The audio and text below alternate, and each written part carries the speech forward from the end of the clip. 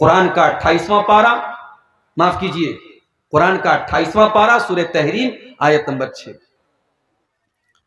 یا ایھا الذین آمنوا قوا انفسکم واہلیکم نارا۔ جب قرآن میں یا ایھا الذین آمنوا کہا جائے تو تھوڑا کان کھڑا کر لیجیے۔ بھئی قرآن کا ہر حکم ہم سب کے لیے، مگر یہ اللہ تعالیٰ کا ایک انداز ہے۔ جب اللہ یا ایھا الذین آمنوا کہے تو اس کا مطلب یہ کہ اے میرے ایمان والے بندوں متوجہ ہو جاؤ، بی اٹینشن، دھیان سے سنو، تمہارا رب تمہیں پکار رہا ہے، تمہارا رب تم سے کچھ کہنا چاہتا ہے۔ بھئی ایک باپ ہے،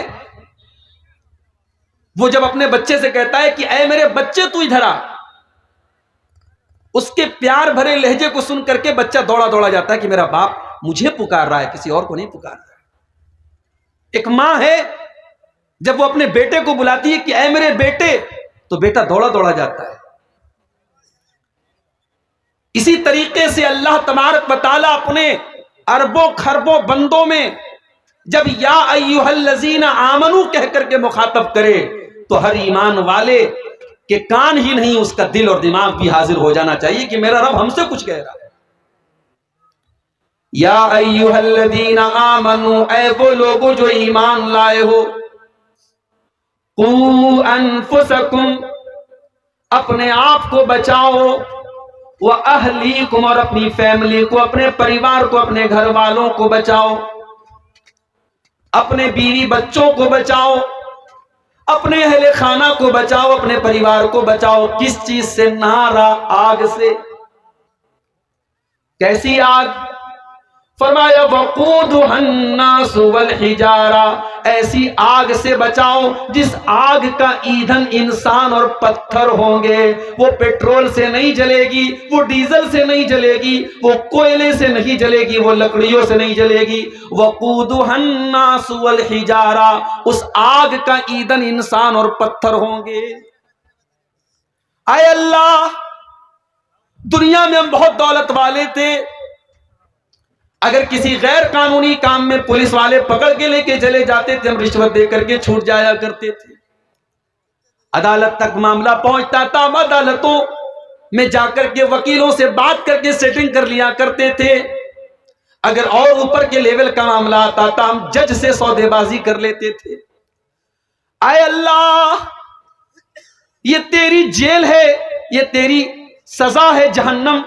اے اللہ، جہنم کی آگ میں اگر بندہ چلا گیا تو کیا وہاں پر بھی رشوت چلے گی؟ کیا وہاں پر بھی سیٹنگ ہو جایا کرے گی؟ کیا وہاں پر جہنم کے جو چوکیدار ہوں گے، جو جہنم کے جیلر ہوں گے، وہ کسی کی دولت دیکھ کر کے مروب ہو جائیں گے، کسی کا رتبہ دیکھ کر کے مروب ہو جائیں گے؟ فرمایا نہیں نہیں، علیہا ملائکۃ غلاظ شداد لا یعصون اللہ۔ جہنم کے داروغہ انسان نہیں ہوں گے، جہنم کے داروغہ فرشتے ہوں گے، اور فرشتے گناہ نہیں کرتے، فرشتے اللہ کی نافرمانی نہیں کرتے۔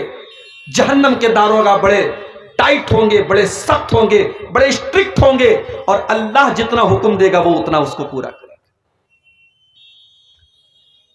اب یہ قرآن کی آیت میں نے آپ کے سامنے پڑھی، اس میں جس بات کی طرف میں آپ کا دھیان آکرشت کرنا چاہتا ہوں، آپ کی توجہ چاہتا ہوں، اللہ نے یہ کہا کہ اپنے آپ کو بچاؤ اور اپنی فیملی کو بچاؤ۔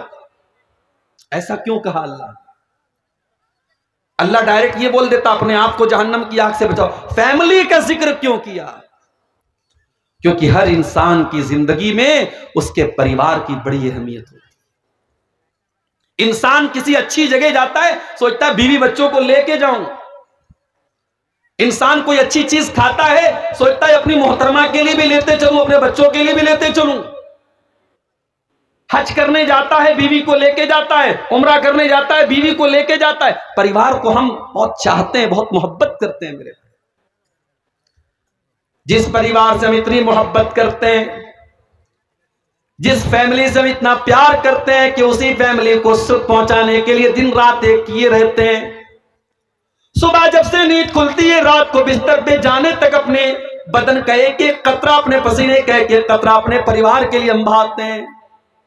مزدوری کرنے والا، نوکری کرنے والا، بزنس کرنے والا اپنا دماغ کھپا رہا ہے، اپنے جسم کو تھکا رہا ہے، کس کے لیے؟ اپنے پریوار کے لیے، اپنے بچوں کے لیے۔ اللہ فرماتا ہے کہ اے میرے بندو، جس پریوار سے تم اتنی محبت کرتے ہو، جس فیملی سے اتنا پیار کرتے ہو، کیا تم یہ چاہو گے تمہارا بیٹا کل جہنم کی آگ میں جل جائے، تمہاری بیٹی کل جہنم کی آگ میں چلی جائے، تمہاری بیوی جہنم کی آگ میں چلی جائے؟ کیا تم یہ پسند کرو گے؟ قُوا أَنفُسَكُمْ وَأَهْلِيكُمْ نَارًا، اے ایمان والو اپنے آپ کو اور اپنے بچوں کو جہنم کی آگ سے بچاؤ۔ ارے آگ میں جانا تو بڑی دور کی بات ہے، ہم تو یہ بھی پسند نہیں کریں گے ہمارے بچوں کو ہلکی سی کھروچ بھی آئے اور ہم چین سے بیٹھے رہیں۔ اسی بہار میں میرا پروگرام تھا، کئی سال پہلے کی بات ہے، میری بڑی بیٹی اس وقت 6-7 سال کی تھی۔ میری اہلیہ کا فون آیا، وہ جو پتنگ اڑاتے ہیں بچے، پتنگ کا جو ماجھا ہوتا ہے، اس ماجھے سے کسی طریقے سے میری بچی کی انگلی کٹ گئی۔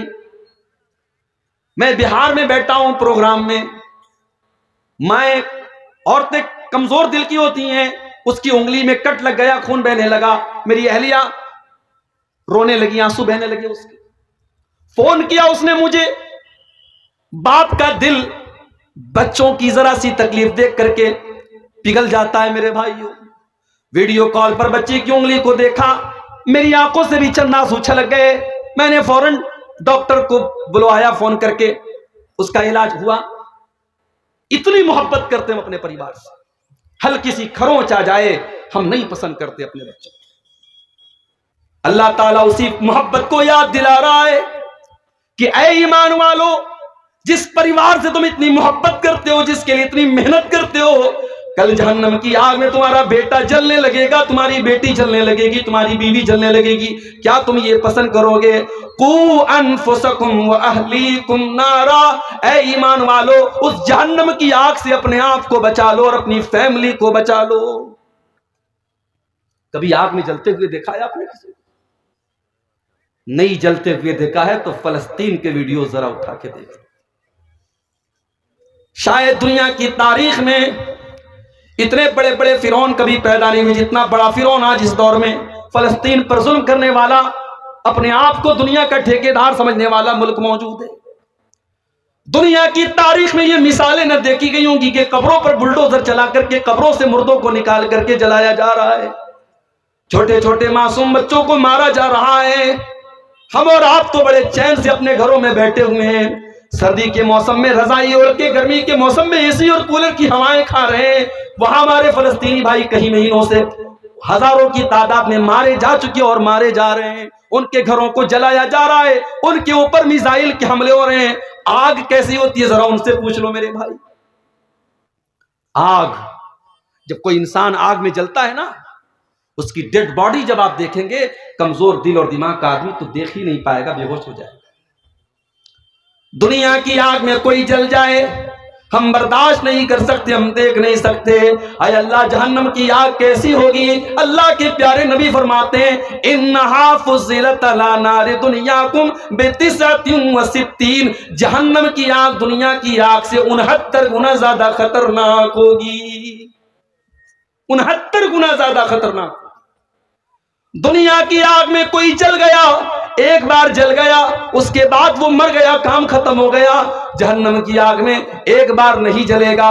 ان الذین کفروا بآیاتنا سوف نصلیہم نارا کلما نضجت جلودہم بدلناہم جلودا غیرہا، ہم جہنمیوں کو جب جہنم میں ڈالیں گے، ہم بار بار ان کی چمڑی کو جلائیں گے۔ ایک بار جب ان کی چمڑی جل جائے گی، ہم دوسری چمڑی چڑھا دیں گے اور پھر سے ان کو جلنے کی تکلیف دیں گے، بار بار وہ جلنے کی تکلیف کو جھیلیں گے۔ حالات یہ ہو جائیں گے کہ جہنمی کہیں گے جہنم کے داروغہ سے، قالوا یا مالک لیقضی علینا ربک، جہنمی کہیں گے اے جہنم کے داروغہ، اے مالک اپنے رب سے کہہ دے کہ ہمارا کام تمام کر دے، یہ جہنم کی تکلیف ہم سے برداشت نہیں ہوتی، یہ جہنم کا دکھ ہم سے برداشت نہیں ہوتا۔ جہنم کا داروغہ کہے گا قال انکم ماکثون، اے جہنمیوں اب اس جہنم میں ہمیشہ تم کو رہنا ہے، اب یہاں موت آنے والی نہیں ہے، اب بار بار تم کو جہنم کی تکلیف جھیلنا ہے۔ اللہ کہہ رہا ہے کہ اپنے گھر والوں کو جہنم کی آگ سے بچاؤ۔ جس بچے کی انگلی کٹنا آپ کو گوارا نہیں ہے، جس بیوی کو ہلکی سی آگ اگر گیس کے لائٹر سے بھی اس کی آگ میں اگر آگ اس کے ہاتھ میں آگ لگ جائے تو آپ بے چین ہو جاتے ہیں، اس بیوی اور بچے کو جہنم کی آگ سے کیوں بچانے کی فکر نہیں کرتے میرے بھائی؟ آج کی میری تقریر کا عنوان یہی ہے میرے بھائی کہ اپنے گھر والوں کو ہم جہنم کی آگ سے کیسے بچائیں۔ ہر انسان کی زندگی میں اس کے گھر کی بڑی اہمیت ہوتی ہے۔ اللہ نہ کرے کوئی اپنے گھر سے بے گھر ہو جائے۔ تیاریاں تو کچھ ایسی ہی چل رہی ہیں، ایک مخصوص مذہب کے لوگوں کو آگے چل کر کے بہت بری طریقے سے ٹارگٹ کرنے کی تیاریاں چل رہی ہیں۔ اللہ ہم سب کی حفاظت فرمائے۔ گھر سے بے گھر کر دیا جائے، اس سے بڑھ کے تکلیف اور دکھ نہیں ہے ہو سکتا میرے بھائیوں۔ اسی لیے 1400 سال پہلے جب یہودیوں کے قبیلے نے مسلمانوں کے ساتھ غداری کی اور ان کو ان کے گھروں سے نکالا گیا تو اللہ نے اس کو اپنا عذاب قرار دیا۔ وَالَّذِي يَخْرَجَ الَّذِينَ كَفَرُوا مِنْ أَهْلِ الْكِتَابِ مِنْ دِيَارِهِمْ لِأَوَّلِ الْحَشْرِ، اے ایمان والو ہم نے ان اہل کتاب کے کافروں کو، ان یہودیوں کو ان کی غداری کی وجہ سے ان کے گھر سے نکال دیا۔ يُخْرِبُونَ بُيُوتَهُمْ بِأَيْدِيهِمْ وَأَيْدِي الْمُؤْمِنِينَ، یہ اتنے بڑے بدبخت تھے جب یہ اپنے گھر کو چھوڑ کے جانے لگے، اپنے دروازوں کو توڑ توڑ کے جا رہے تھے، اپنی کھڑکیوں کو توڑ توڑ کے جا رہے تھے تاکہ ان کے جانے کے بعد کوئی ان کے گھروں کو استعمال نہ کر سکے۔ اللہ نے کہا دیکھو کیسا عذاب ہمارا نازل ہو رہا ہے، اپنے گھر کو چھوڑ کے جا رہے ہیں اور اپنے گھر کو برباد کر کے جا رہے ہیں، اس کو توڑ پھوڑ کر کے جا رہے ہیں۔ گھر بہت بڑی چیز ہوتی ہے میرے بھائی۔ انسان کو زندگی میں سکون اگر ملتا ہے تو گھر میں ملتا ہے۔ آپ باہر جتنی بھی عیش و آرام سے 5 اسٹار ہوٹل میں رہیں، گھر کی جھوپڑی میں اپنی ماں کے پاس، اپنی بیوی کے پاس، اپنے بچوں کے پاس جو سکون ملتا ہے وہ کہیں نہیں ملتا ہے۔ اسی لیے اللہ نے فرمایا اللہ الذی جعل لکم من بیوتکم سکنا، اللہ نے تمہارے گھروں کو سکون کا ذریعہ بنایا ہے۔ تمہیں سکون ملتا ہے تو تمہارے گھر میں ملتا ہے، کیونکہ اسی گھر کے اندر تمہارے بچے ہوتے ہیں۔ اور بچے کیسے ہوتے ہیں میرے بھائی؟ اللہ کے پیارے نبی منبر پہ خطبہ دے رہے، جمعہ کا خطبہ دے رہے، آپ کے نواسے حضرت حسن و حسین سرخ رنگ کا، جس رنگ کا میں اس وقت بھی آپ کے سامنے بلیزر پہنے ہوں، جیکٹ پہنے ہوں، یہی سرخ رنگ تھا، لال رنگ تھا، اسی لال رنگ کا جوڑا پہن کر کے اللہ کے پیارے نبی کے یہ بچے اور نواسے مسجد میں داخل ہوتے ہیں، اور یہ گرتے پڑتے معصوم بچے ہیں 4-5 سال کے، یہ پھسلتے ہوئے نبی اکرم کے سامنے آتے ہیں۔ اللہ کے پیارے نبی اپنے جمعہ کا خطبہ روک دیتے ہیں، اپنے دونوں نواسوں کو اپنی گود میں اٹھاتے ہیں، اپنا خطبہ روک کر کے اپنے بچوں کو گود میں اٹھاتے ہیں اور کہتے ہیں او لوگو، اللہ نے قرآن میں کتنی سچی بات کہی ہے، انما اموالکم و اولادکم فتنہ، او لوگو تمہارا مال بہت بڑا فتنہ ہے اور تمہاری اولاد بہت بڑا فتنہ ہے۔ او لوگو اپنے ان نواسوں کو دیکھ کر کے محمد رسول اللہ اپنے اوپر کنٹرول نہ کر سکے، اپنا خطبہ روک کر کے اپنے بچوں کو دلار کرنے لگے۔ بچے تو وہ چیز ہوتے ہیں میرے۔ اللہ کے نبی ایک مرتبہ حضرت حسن کو چوم رہے تھے، ایک دیہاتی بیٹھا تھا، اس نے کہا اے اللہ کے نبی آپ بچوں کو چوم رہے ہیں؟ آپ نے فرمایا کیوں؟ اس نے کہا ان لی عشرۃ من الاولاد، میرے 10 بچے، میں نے آج تک کبھی کسی بچے کو نہیں چوما، کسی بچے کو پیار نہیں کیا۔ اللہ کے نبی نے فرمایا اولا املک ان نزع اللہ من قلبک الرحمہ، اگر اللہ نے تیرے دل سے رحم نکال دیا ہے تو میں کیا کر سکتا؟ بچوں سے پیار کرنا، بچوں کو چومنا، بچوں کو گود لینا، بچوں کو کھلانا، یہ میرے نبی کی سیرت ہے میرے بھائی۔ بعض لوگ کیا ہوتے ہیں گھر میں بڑے خوخار ٹائپ کے ہوتے ہیں، مسکرا دے تو ایسا لگتا ہے کہ بہت بڑا احسان کر دیا انہوں نے، مسکرا دیا، ایک دم کھڑوس بن کر کے گھر میں آتے ہیں اور بڑے فخر سے کہتے ہیں صاحب میرے بچے تو مجھے دیکھ کے ڈر جاتے ہیں، میری بیوی مجھ کو دیکھ کے ڈر جاتی ہے۔ یہ کوئی اچھی بات نہیں ہے آپ کی بیوی آپ کو دیکھ کے ڈر جاتی ہے، میرے نبی کی سیرت نہیں ہے۔ میرے نبی کی سیرت یہ ہے کہ بچے آپ کو دیکھ کر کے خوش ہو جاتے تھے، بیوی آپ کو دیکھ کر کے خوش ہو جاتی تھی۔ تو گھر میں سکون ملتا ہے ہم کو، اور گھر کے اندر گھر والی ہے، اور گھر والی کا کیا کہنا، اچھا ہم یہ بولتے رہتے گھر والی، بھئی گھر تو ہمارا ہے نا، بیوی کا گھر کیسے ہو گیا؟ کبھی کبھی شوہر لوگ غصے میں بیوی سے کیا بولتے ہیں؟ زیادہ بولے گی تیرے گھر بھیج دوں گا۔ بیوی کے مائکے کو اس کا گھر کہا جاتا ہے، اور شوہر کا جو گھر ہوتا ہے اس کو بیوی کی سسرال کہا جاتا ہے۔ آج سے کریکشن کر لو، اس غلطی کی اصلاح کر لو۔ شادی کے بعد عورت جس گھر میں آئی ہے وہ اس کا گھر ہے، اور یہ قرآن کہتا ہے کہ وہ اس کا گھر ہے۔ اور ہم لوگ تو بغیر دلیل کے بات نہیں بولتے، دلیل میں دے دیتا ہوں قرآن سے۔ قرآن کا 22واں پارہ کھولو، بالکل اسٹارٹنگ میں آپ کو یہ آیت مل جائے گی، وَقَرْنَ فِي بُيُوتِكُنَّ، اے نبی کی بیویوں اپنے گھروں کے اندر رہا کرو۔ گھر تو نبی کا تھا، کمرہ تو نبی کا بنایا ہوا تھا، مگر قرآن میں اللہ نے اپنے نبی کی بیویوں سے کہا اپنے گھروں میں رہا کرو، یہ نہیں کہا اپنے شوہر کے گھر میں رہا کرو۔ پتہ یہ چلا کہ گھر تو بیوی کا ہوتا ہے۔ عورتیں خوش ہو جائیں، گھر تو تمہارا ہے، یہ شوہر بیچارہ کرایہ دار ہے۔ یہ 24 گھنٹے میں آپ غور کریں، بیوی 24 گھنٹے میں کبھی کوئی کام سے چلی گئی، مارکیٹ چلی گئی، کوئی کسی کے یہاں رشتہ داری میں چلی گئی، ورنہ 24 گھنٹے میں 20 گھنٹے 22 گھنٹے تو بیوی گھر میں رہتی ہے۔ شوہر کتنے گھنٹے رہتا ہے بھائی؟ شوہر رات میں سوتا ہے گھر میں، دن میں کاروبار کے لیے، بزنس کے لیے، نوکری کے لیے باہر رہتا ہے، اس کا تو بہت کم ٹائم گھر میں ہوتا ہے۔ اس لیے گھر کی اصل ملکہ تو بیوی ہے، اس لیے عورت کو گھر والی کہا جاتا ہے، اور بالکل صحیح کہا جاتا ہے۔ اسی لیے اللہ کے نبی عورت کے بارے میں یہ فرماتے ہیں کہ جب تم کو اپنے گھر کی اصلاح کرنی ہے، گھر کو بہتر بنانا ہے، تو گھر والی اچھی لانا۔ مجھ سے پہلے شاید کوئی عالم دین تقریر کر رہے تھے اولاد کے اوپر، اولاد کی تربیت کیسے کرنی چاہیے، اولاد کو کیسے سدھارنا چاہیے، اس پر تقریر کر رہے تھے۔ میں تھوڑی بہت بنگلہ مجھے بھی آتی ہے، اولپو بنگلہ ہمیں بجھتے پاری، تھوڑی تھوڑی ہم بھی سمجھتے ہیں، تو اس سے ایسا محسوس ہوا کہ اولاد کی تربیت پر وہ بول رہے ہیں۔ میں آپ کو بتاؤں کہ اولاد کی تربیت کا تعلق، ابھی اولاد دنیا میں نہیں آئی ہے، آپ کا رشتہ تلاش کیا جا رہا ہے، اولاد کی تربیت تو یہیں سے شروع ہو جاتی ہے۔ جب آپ کی ماں آپ کے لیے رشتہ تلاش کرنے جائے تو بول دو اپنی ماں سے کہ ماں غریب گھر کی بچی لے آنا، تھوڑی شکل و صورت 19 ہو لے آنا، بہت اونچا خاندان نہ ہو لے آنا، مگر ماں دیندار بیوی میرے لیے لانا، نیک بیوی میرے لیے لانا، کیونکہ میرے بچوں کی ماں نیک ہونی چاہیے۔ اللہ کے نبی فرماتے ہیں تنکح المرأۃ لاربعین، جب عورت کا نکاح ہوتا ہے تو 4 چیزیں عورت کے اندر دیکھی جاتی ہیں۔ لمالہا، مال دیکھا جاتا ہے۔ ڈمریا والے کیا دیکھتے ہیں؟ بولو بھائی، ہیں؟ اپاچی دیکھتے ہیں؟ ہاں اب یہ سب بھی چل رہا ہے بھائی۔ اب تو شادی ہوتی ہے، لڑکوں سے پوچھا جاتا ہے کیا ملا تم کو، 4 ویلر ملا کہ 2 ویلر، جتنا یعنی لڑکا جتنا اچھے پوسٹ پر ہے، اگر سرکاری نوکری ہے تب تو کیا پوچھنا ہے، ماشاءاللہ، تو رشتے تو چل کے اس کے گھر آتے ہیں۔ اور بیچارہ اگر تھوڑا کم کما رہا ہے تو کم اس کو ملے گا، لیکن ملے گا۔ بیٹا پیدا ہوتا ہے نا، ماں باپ خوش ہو جاتے، ڈالر آیا ہے، ڈالر، اس کو جب چاہے تب کیش کر سکتے ہیں۔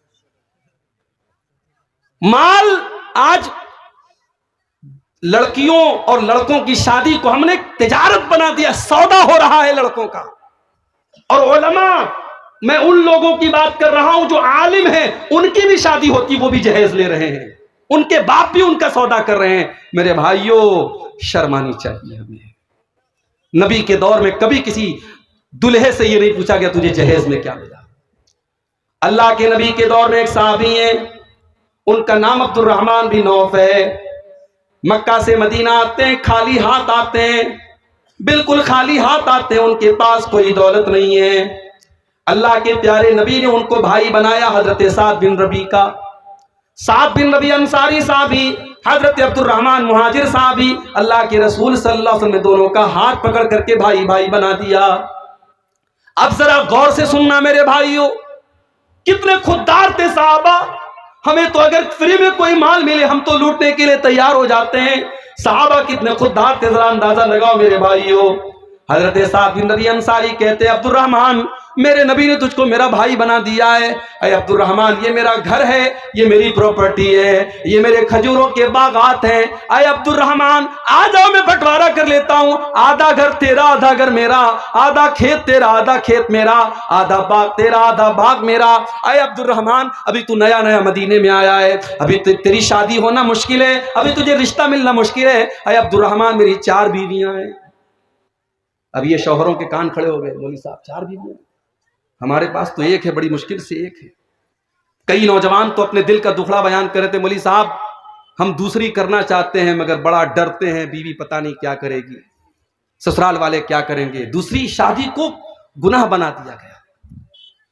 شادی شدہ مردوں کے کتنے ناجائز تعلقات ہیں, ذرا سماج پہ نظر اٹھا کے دیکھو. کتنی عورتوں کے ناجائز تعلقات ہیں, ذرا نظر اٹھا کے دیکھو. یہ سماج ہم نے کہاں پہنچا دیا میرے بھائی. جو چیز جائز ہے اس کو ہم نے گناہ بنا دیا, اور جو ناجائز اس کو فیشن بنا دیا. اگر کوئی مرد اس لائق ہے کہ اس کے پاس طاقت ہے, اس کے پاس دولت ہے, وہ 2 بیویوں کو رکھ سکتا ہے, ان کے درمیان انصاف کر سکتا ہے, تم کون ہوتے ہو روکنے والے؟ آپ نے اس کو جرم بنا دیا, گناہ بنا دیا. مجھے تو صحابہ کرام کی فہرست میں کوئی صحابی ایسے نظر نہیں آتے جن کی صرف ایک بیوی ہو. صحابہ کے یہاں عام تھا 2 3 4 نکاح وہ کیا کرتے تھے. ہمارے یہاں گناہ بنا دیا گیا میرے بھائی. اور بیویاں عورتیں ماشاءاللہ ان کو تو اتنا نیگیٹو ان کے دماغ میں ڈال دیا گیا, ارے تیری سوتن آ جائے گی تو تیرا سب کچھ بڑھ جائے گا, تیرا گھر بڑھ جائے گا, پھر شوہر تجھ سے محبت نہیں کرے گا.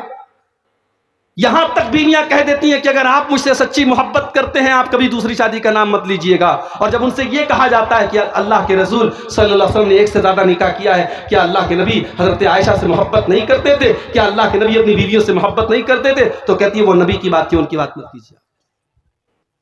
حضرت عبد الرحمن بن عوف کو آفر کرتے ہیں حضرت سعد بن ربیع, اے عبد الرحمن میری 4 بیویاں ہیں, تم کسی ایک کو پسند کر لو, میں طلاق دے دیتا ہوں, عدت گزر جانے کے بعد آپ اس سے نکاح کر لینا, آپ کا گھر بھی بس جائے گا, آپ کو پراپرٹی بھی دے رہا ہوں, آپ کو کھجوروں کا باغ بھی دے رہا ہوں, نوکری بھی مل رہی ہے, چھوکری بھی مل رہی ہے, سارا گھر سیٹ ہو رہا ہے.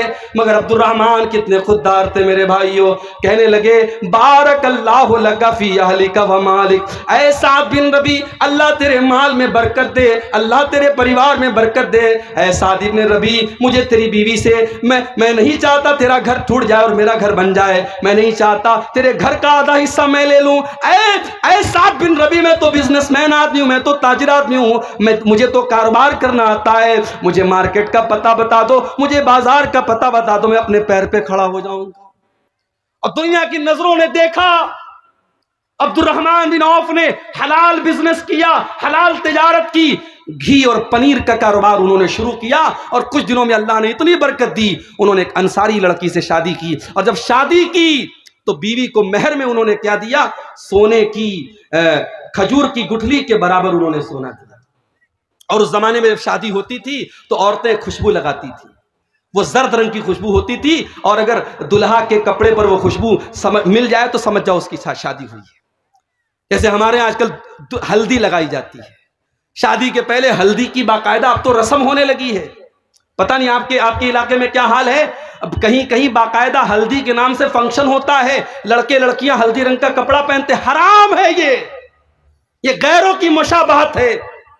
جا کے انٹرنیٹ پر سرچ کر لو, یہ ہلدی کا تعلق یہ باقاعدہ ایک مذہب سے ہے, ایک مذہب کے اندر اس کو پوتر بتایا گیا, اس کو مبارک بتایا گیا ہے. اگر یہ سمجھ کر کے آپ ہلدی لگا رہے ہیں تو پھر یہ حرام ہو جائے گا میرے بھائی, اور آپ باقاعدہ اس کو ایک فنکشن بنا کے کر رہے ہیں, اس میں ناچ گانا تک بھی ہو رہا ہے. تو حضرت عبد الرحمن نے نکاح کیا, ان کے کپڑے پر زردی لگی تھی, اللہ کے پیارے نبی صلی اللہ علیہ وسلم کی نظر پڑ گئی, آپ سمجھ گئے کہ عبد الرحمن نے شادی کی. کہا ہے عبد الرحمن کیا تم نے شادی کی ہے؟ ہاں اللہ کے نبی میں نے شادی کی ہے. آپ نے فرمایا تم نے بیوی کو مہر میں کیا دیا؟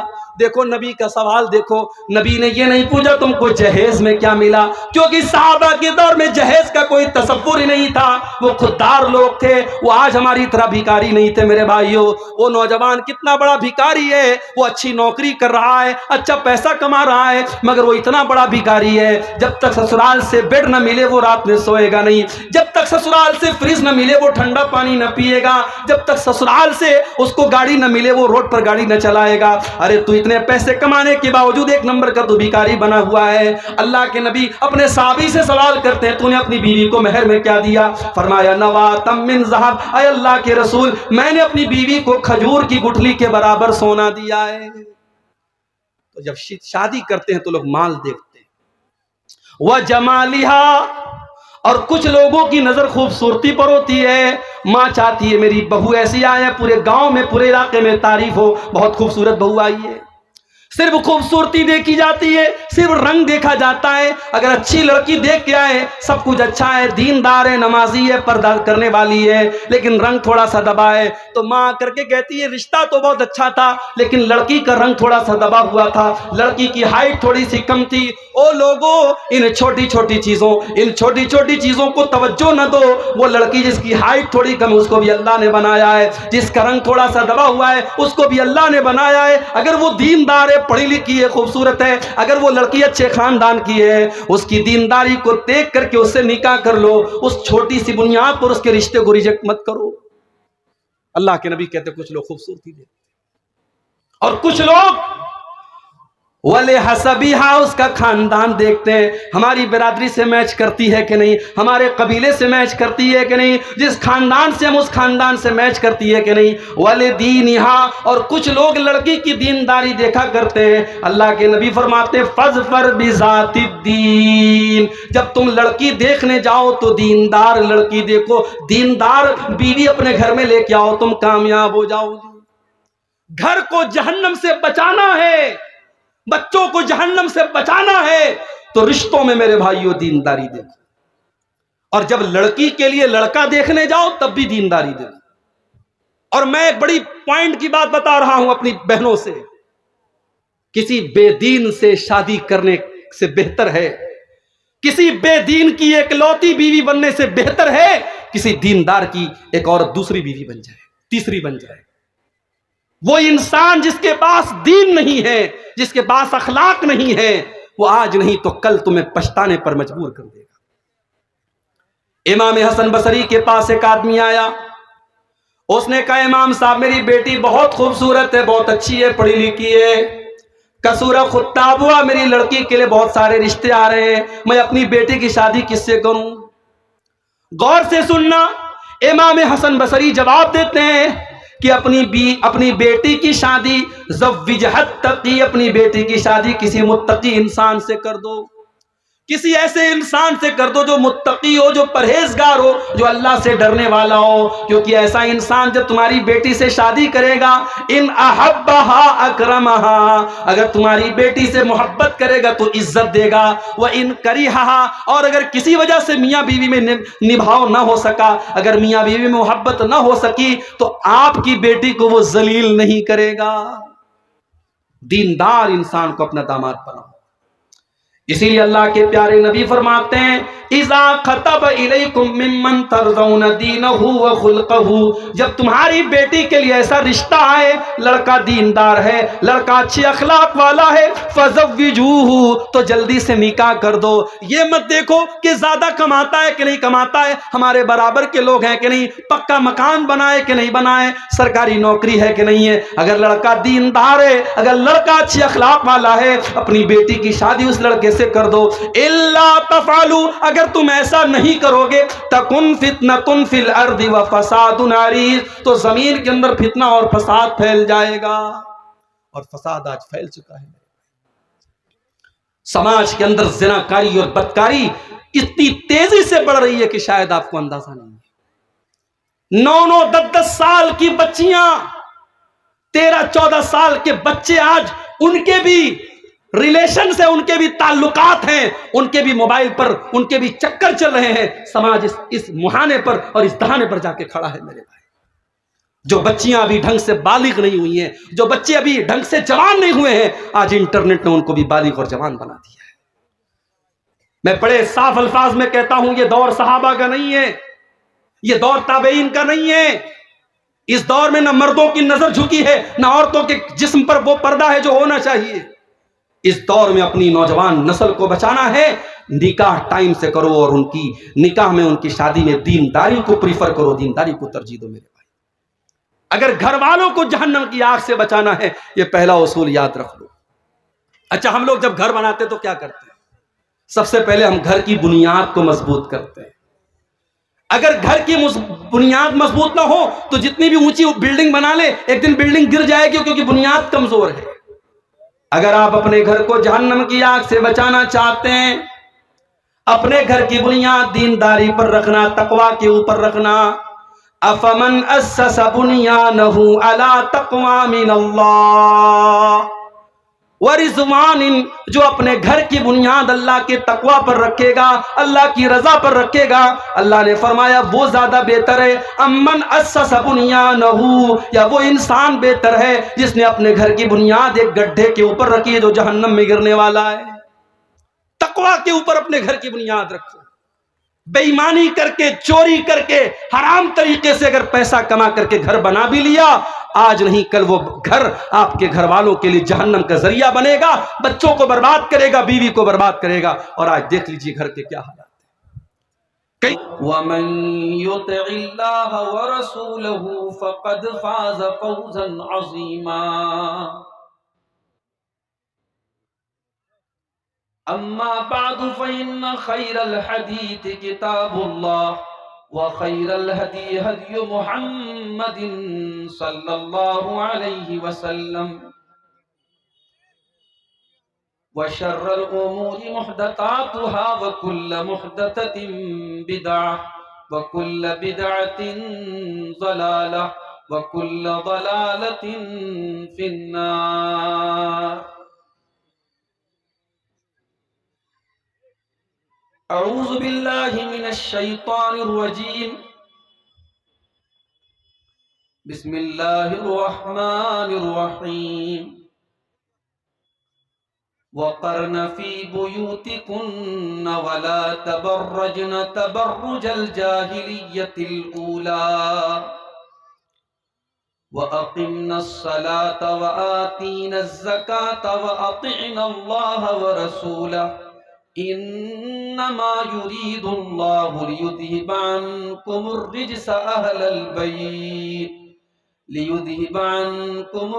اهل البيت ويطهركم تطهيرا۔